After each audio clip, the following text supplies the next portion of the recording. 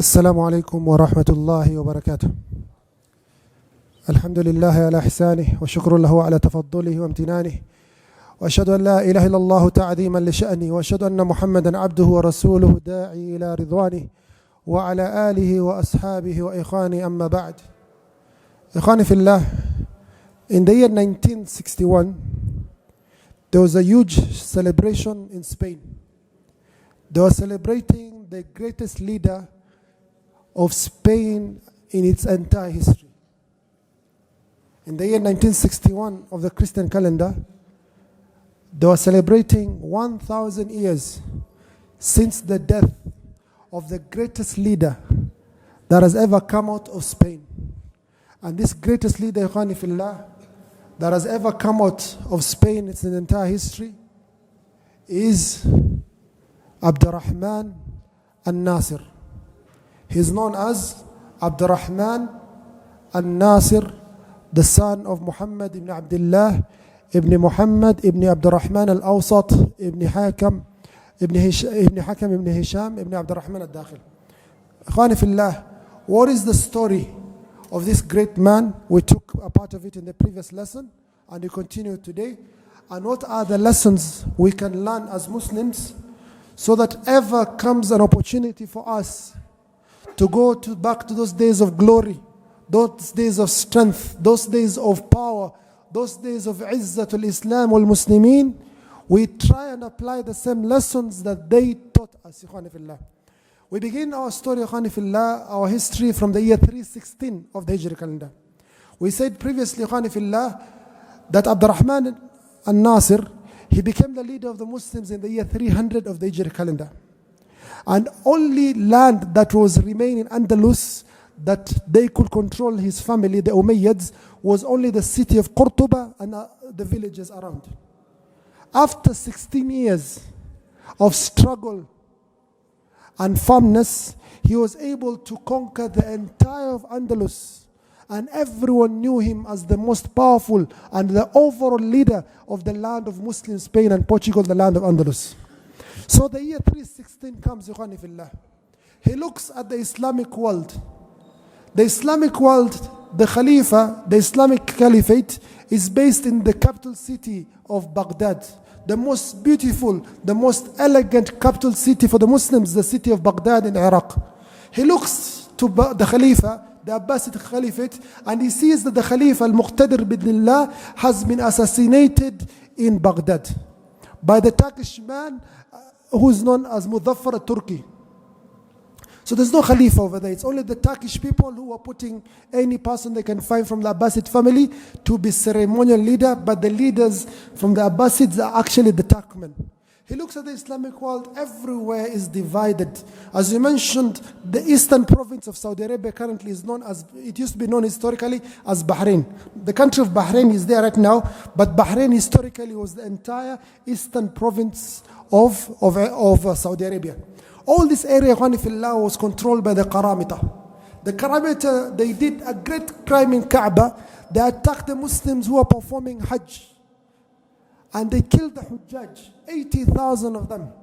And they destroyed the well of Zamzam and filled it up with bodies. And they stole the Hajar al-Aswad. There was no Hajar al-Aswad for 22 years in Mecca. People are going around the Kaaba, there's no Hajar al-Aswad to kiss. So much so you find books of fiqh written that time, they tell you to kiss the Hajar al-Aswad in Kana, if it's there. Before they used to write in Amkan. Today they write in Amkan. You kiss it if it's possible. By that time they were writing in Kana, if it's there. There was no Hajar al-Aswad. It was stolen and hidden by the Qaramita in Bahrain. This evil Shiite sect, heretical sect. The Islamic world was complete tatters. North Africa was taken over by the Dawla al-Ubaydiyah, the Fatimids, who the Aga Khan and the family of the Aga Khan they come from. These are the most extremist of the Shias. They took they killed so many of the ulama. The majority of ulama of Ahlul Sunnah were killed and massacred. Amongst them the Imam al-Nablusi. We mentioned this story before. The Imam al-Nablusi says he is captured by the Fatimids and they say to him, it has reached us that you have said that if a Muslim has 10 arrows, they should shoot us with 1 and shoot the Christians with 9. Why are you saying that and your fellow Muslims? This Imam, He's been captured by these enemies of Allah, this Fatimid. He says with all glory and all izzah, he says, Wallahi ma qultu hakadha. Wallahi, I did not say this. I did not say it this way. So the people are very happy, these enemies of Islam, they're very happy, this Dawla al-Fatimiyya. They said, كيف قلت إذن? How did you say? He says, Wallahi, لو كان مع رجل عشرة أسهم. If one man has 10 arrows, لوجب عليه أن يرميكم بالتسعة. It is obligatory upon that Muslim to throw up or shoot you guys with 9 arrows. ثم يرميكم بالعاشرة أيضا. Even the 10th arrow, they should throw it upon you. So it's with all glory that you guys are the ones deserving to be fought by the Muslims. لأنكم غيرتم الملة. You changed the faith. وقتلتم الصالحين. And you killed the righteous people. North Africa has been taken by the Fatimids. They took this Imam and they started skinning him alive from his face downwards. A Yahudi man, a butcher, started skinning him from the head until he reached his heart. He felt so much pity for this Imam because of his screams, and he stabbed him on the heart, and this Imam died. This was the state of North Africa, the entire of North Africa, Morocco, Algeria, Tunisia, Libya, Egypt, Mauritania, all these areas, they were taken by the Shia as the Dawla al-Fatimiyya. If your name is Abu Bakr, dead. Umar, you're killed. Aisha, Abu Huraira, if you're found with Sahih Bukhari, if you're found praying Salatul Tarawih in Ramadan, you're killed. Such was the bid'ah that they brought these people. So Abdurrahman al-Nasir, who looks at the entire Islamic world, he sees these Fatimids are declaring themselves caliphates, khilafah. Al-Baghdad, that weak person, is declaring himself a khalifa. He says, La, ana awla bidhalika minhum jami'an. I am more worthy of this than all of them. I am more powerful than them. I am control of this land by myself, and I come from the noble family of the Khulafa, the family of Hisham ibn Abdul Malik, the family of Umar ibn Abdul Aziz, the family of Muawiyah ibn Abi Sufyan. I come from this glorious family and this glorious tribe. I am more worthy of being the Khalifa of the Muslims. So he declares himself the leader, overall leader of the entire Islamic world, Amir al-Mumineen, the Khalifa from the year 316 of the Hijri calendar. In the year 319 of the Hijri calendar, he comes all the way from Spain. He crosses the Mediterranean through the Jabal Tariq. That's known right now in a weird spelling, can't even pronounce it. It's called Gibraltar. But the word is Jabal Tariq. So it's not Gibraltar. What is Gibraltar? Even as an English person, you can't pronounce it. It's called Jabal Tariq. They removed the IQ from it, Jabal Tariq. He crosses from Spain into Jabal Tariq into Morocco. And he conquers the port cities of Sabta and Tanja. And he starts giving the Ahlus Sunnah weapons and support for them to free themselves from the dhulm, the oppression of the extremist Shia sect, the Fatimids. For benefit of Allah, these Fatimids became so extreme, even when they were defeated, that they formed a small group, the Nizari Shias, the Aga Khans now. I studied Aga Khan. I'm not saying anything out of them because of, I'm talking about history, nothing politics here. They formed a sect that was the most scariest sect in Islamic history. They used to take hashish, you know hashish, bangi. And they used to be the most scariest sect. They almost assassinated Salahuddin Ayyubi. They assassinated many of the leaders of the Crusaders. Many of the righteous Muslim leaders were assassinated. They became so infamous that they were known as the Hashashiyun. Then this was pronounced later on the Assassins. You guys have that video game known Assassin's Creed. It's called Assassin's Creed. It's based on them, the Aga Khanis, the Nizaris. So he descended Abdurrahman Nasir into North Africa, and he captured the city of Sabta and Tanja, the port cities. They're still present till today. And he started supporting the Ahlus Sunnah wal Jama'ah. This is the year 319 of the Hijri calendar. The year 323 comes, the leader of the city of Zaragoza, that is the northeast of Spain, he betrays the Muslims. He forms an alliance with the kingdom of Leon, the Christian kingdom of Leon that's based in the north of Spain, and he attacks Abdurrahman al-Nasir. Abdurrahman al-Nasir is not worried about this. He goes and defends against that battle and defeats this army and this alliance, and he executes many of the commanders of this army. When this leader of Zaragoza sees that his commanders have been assassinated, he repents and asks for forgiveness. And this is the best time to ever forgive. وَالْعَفُوْ عِنْدَ الْمَقْدِرَةِ. When you have strength and power and you're able to hurt someone, and someone has really wronged you, and they ask for forgiveness, you forgive them. So he says, this man, Muhammad ibn Hisham at-Tajibi, you have betrayed the Muslims, but I forgive you.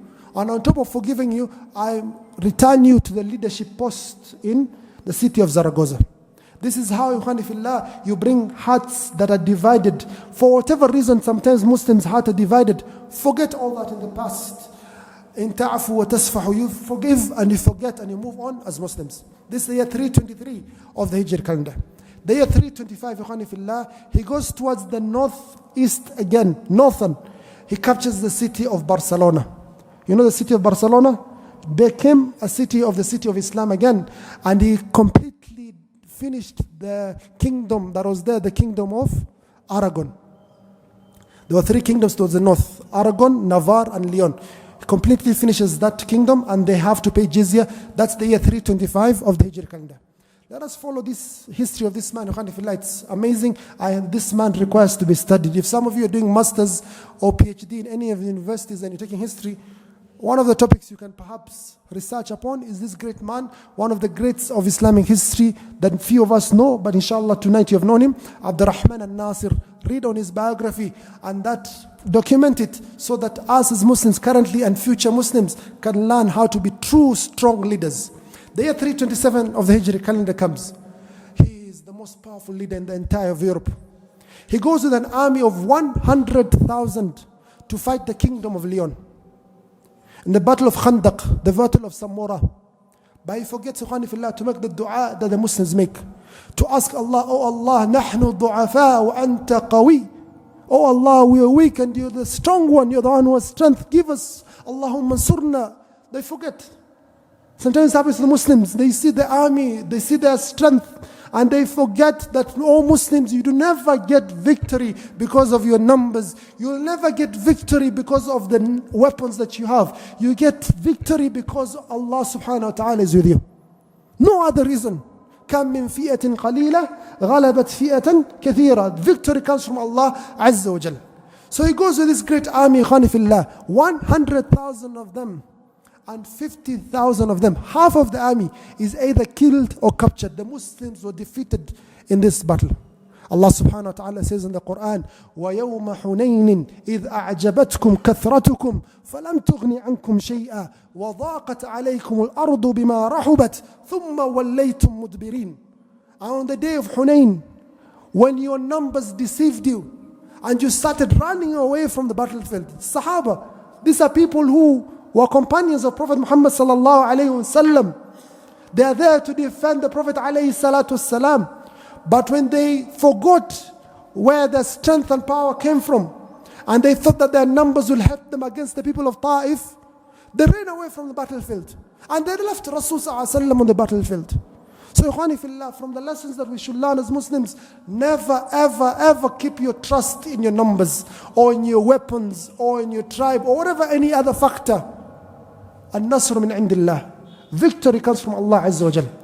So he understood he made a mistake, the Imam, the King, the leader, the Khalifa, Abdurrahman III. And he went back to Allah subhanahu wa ta'ala, and he repented. But you make a mistake, Khani fillah, you just make sure as a Muslim that you don't fall in the same mistake again. All of us, kullu bani Adam khata. All of us, we make mistakes. Don't give up. Don't say, I'm going to kill myself, I'm going to leave this world, I'm going to... No, he went back, he understood he made a mistake. He made the scholar's position more stronger as before, brought the Sharia more stronger, put the hearts closer to Allah Azza wa Jal. Then came back for round 2. As Muslims, you come back for round 2. Even if you're defeated 100 times, you'll come back 101, no problem. But with cleaner hearts, pure hearts. The year 329 of the Hijri calendar, he declares war on the kingdom of Leon. And he fights them, Ikhwani fillah, from the year 329 of the Hijri calendar to the year 335 of the Hijri calendar. 6 years of jihad, fighting the enemies of Allah Azza wa Jal, until they were so sure, these Christian kingdoms, that they were going to be destroyed. And they surrendered, they submitted, حَتَّى يُعْتُوا الْجِزْيَةَ عَنْ يَدٍ وَهُمْ صَاغِرُونَ, until they started paying the jizya, the tax that they're supposed to pay as non-Muslims, to the Muslims. They really surrendered. The kingdom of Leon, Navarre, and Aragon, all of them surrendered and they start paying jizya to Abdurrahman al-Nasir from there on. Ikhwani fillah, this man was not only a military man. From the things he used to do, let's finish the military part, he formed navy that had 200 ships. He made sure that there was an industry dedicated to developing our own weapons. Lessons for us to learn. You can't have a country as Muslims, I don't have a navy. If you have a coast. You can't have a country, and you do not have your own independent factories or making your own weapons. If you start depending on the weapons of others, when you need, you won't find them. So he started, this is what he did in the military.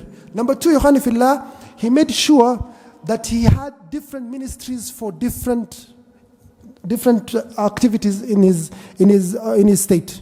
So there were so many ministers, so many departments. He made sure that every institution was led by people who are worthy of position.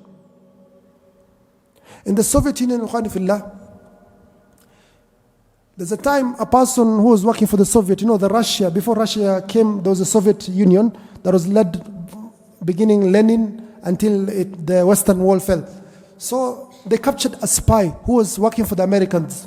And they wondered, we never understood you to be a spy. What exactly were you doing for the Americans? We now know you're a spy for the Americans. What were you doing for the Americans? He says, this spy, Russian man, a Soviet man who was working for the Americans, says, the only thing I used to do, if I'm given 5 CVs are brought to my table to give a person a promotion or a position in government, I make sure to choose the worst person of that position and give him that job. That is the way of destroying a country. If you want to destroy a country, destroy the institutions. And if you want to destroy those institutions, keep the worst people in leadership positions, keep the worst people in these government offices, and you shall definitely destroy that country. So if you want a stronger country, the opposite. Make sure your institutions are strong. Make sure the people you keep there are the best. So he kept very strong people in the institutions. That's what he did, number 2. Number 3, he started developing a new city, the city Madinatu Zahara. Says, people are coming to visit me from everywhere in the entire world, asking for my assistance, asking to be ambassadors. Let them meet a place where they will see the glory of Islam and the eyes of Islam. So he built Madinatu Zahara, one of the most beautiful cities ever built in history. And he built one of the castles that is known as the Castle of Hamra. Till today, people visit that castle and they are amazed. How did those people of those days build such an amazing structure? It was one of the most beautiful castles in entire Islamic history that people will travel thousands, 10,000s of kilometers just to come and see this castle of Zahra. He spent so much money on it. The Imam Al-Mundhir ibn Sa'id, who was a scholar of the time, he heard that Abdurrahman al-Nasir has built a great castle. Then he goes to the castle and he sees that Abdurrahman al-Nasir has kept the ceiling. You see, the ceiling of our mosque is what? Gypsum and concrete. But that man, his ceiling, he had made out of gold and silver. And he started crying, the Imam Al-Mundhir ibn Sa'id. He says, "Oh Abdurrahman al-Nasir, ma dhanantu, I did not expect أن الله سيبلغك منازل الكافرين. I didn't expect that Allah subhanahu wa ta'ala will make you reach the stage or the status of the kuffar." Says, Subhanallah, انظر ماذا تقول. Subhanallah, what are you saying? Allah subhanahu wa ta'ala, Mundhir Sa'id tells them, Allah subhanahu wa ta'ala says in the Quran, وَلَوْلَا كَانَ النَّاسُ أُمَّةً وَاحِدَةً لَجَعَلْنَا لِمَنْ يَكْفُرُ بِالرَّحْمَنِ لِبُيُوتِهِمْ سُقُفًا مِّن فِضَّةٍ وَمَعَارِجَ عَلَيْهَا يَظْهَرُونَ وَلِبُيُوتِهِمْ أَبْوَابًا وَسُرُرًا عَلَيْهَا يَتَّكِئُونَ وَزُخْرُفًا. If the people were not one nation, لَجَعَلْنَا لِمَنْ يَكْفُرُ بِالرَّحْمَنِ, we will make the ones who disbelieve in Ar-Rahman, لِبُيُوتِهِمْ سُقُفًا مِّن فِضَّةٍ, for their houses, silver ceilings. You're the same as the kuffar that's mentioned by Allah subhanahu wa ta'ala in Surah Al-Zukhruf. Abdurrahman Nasir keeps his head down, he cries, and he commands his engineers and his architects and interior designers and contractors, change the ceiling. So he built this lovely city, Ikhwani fillah, Madinatu Zahra. Then he goes to the city of Qurtuba and develops it so much, ikhwani fillah, that the population increased to 500,000 Muslims. 500,000 Muslims were living in this great city of Qurtuba, the second biggest, largest city in the entire world, not Islamic world, the entire world. The greatest city was the city of Baghdad, population over almost 2 million. That Hulagu Khan, we've discussed before, destroyed the city of Baghdad. 2 million inhabitants of Baghdad. The second great city is this city of Qurtuba. 500,000. Those periods, we have cities in Kenya that have not reached this number. True or false? Garissa, umefika ngapi? How many in Garissa? How many are you in Isiolo or any of the cities of Muslims? In Malindi, Lamu, you have not reached this number. Even if you go to the UK, Birmingham, I don't know if they'll reach. Who's from the UK? I don't know. But this city of 500,000 Muslims, this city of Khanifillah had 3,000 mosques. 3,000 mosques. The whole of Kenya does not have 3,000 mosques, most likely. True or false? I don't think the whole of Kenya has 3,000 mosques. This city became known as Jawharatul Alam, the jewel of the entire world. City, a mosque every corner. He developed and expanded the mosque of Qurtuba until it became one of the most magnificent mosques in the entire world. The largest mosque, even bigger than the mosques in Al-Quds and Makkah and Medina at the time. The greatest mosque was the mosque of Al-Qurtuba. That's unfortunately now been turned into a cathedral. But the ayah is still there. La ilaha illallah Muhammad Rasulullah. Inna al-fatha lillah. All these ayahs are still there. It's been turned to a cathedral in the city of Qurtuba. Khanifillah, Qurtuba became so beautiful, so excellent, that even the Jews, they call this period of Abdurrahman III and his son the golden age for us as Jews. This is what he did with regards to development. Khanifillah. Education, him and his son thereafter, they expanded education so much, Khanifillah, that even the poor people, they were given free education. You don't pay for education.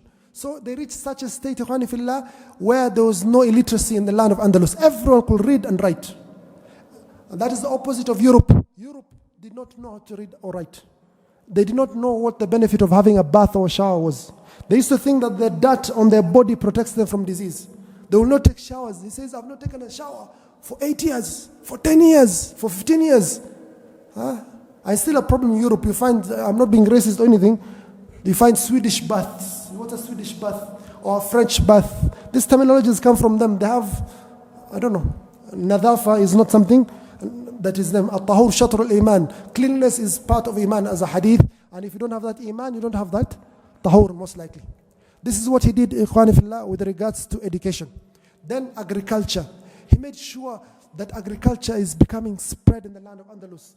Cotton, wheat, flowers, fruits of every type. He made sure there are markets of every type. There's a market, specific markets, general markets. There's a specific market for flowers, specific markets for birds, specific markets for blacksmith. MashaAllah, he made the economy so strong, that the budget, the national budget was 6 million gold coins at the time. 6 million dinar. This is 1,000 plus years ago. What is 6 million dinar? A dinar is about 4 grams, 4.25 grams. A dinar is 4.25 grams. 1 gram of gold right now is about $70. Are you together? Let's do this mathematics. So $70 times 4.25, that's about $300. $300 times 6 million coins is about $1.8 billion at that time. $1.8 billion, if you economists, if you do the inflation, that budget has never been seen in this world. He divided that budget as his great-grandfather used to do, 1/3 for the army. The same way the American government does. The most of the budget of the American government goes to the defense. This month, they took it from, they learned from the Muslims. So 1/3 of the budget goes to the army. 1/3 for development, for the recurrent expenditure, for the salaries, for the roads, the bridges, the street lighting, the palaces, the salaries, whatever other expenses. And 1/3 emergency fund for future use. This was how this great leader, Khanifillah, was developing his land. That he became the most powerful leader ever in the history of Spain. People are coming from Spain, from France, ambassadors. They ask him, please assist us in this. We want to be friends. They open an embassy. Welcome. From Italy, from Germany, from as far as Constantinople. Constantinople was under the Christians at the time, Byzantine. They all come, they have friends. The King of England, he writes a letter, says, I'm sending to you 4 scholars. Please, I beseech you, I beg you, that I, as the King of England, I'm your obedient servant. Accept these 4 scholars and teach them. He signs down there, your obedient servant, the King of England. He became the most powerful leader, Ikhwanifillah, in this period, from the year 316 of the Hijri calendar to the year 350. He ruled the Muslims from the year 300 to the year 350, a period of izz, quwwah, power for the Muslims. And this is such a great man. We can mention many other names of great men in history, but this is one of the great men that few of us know. For the time of the 4 Khalifas, then Muawiyah ibn Abi Sufyan, excellent example.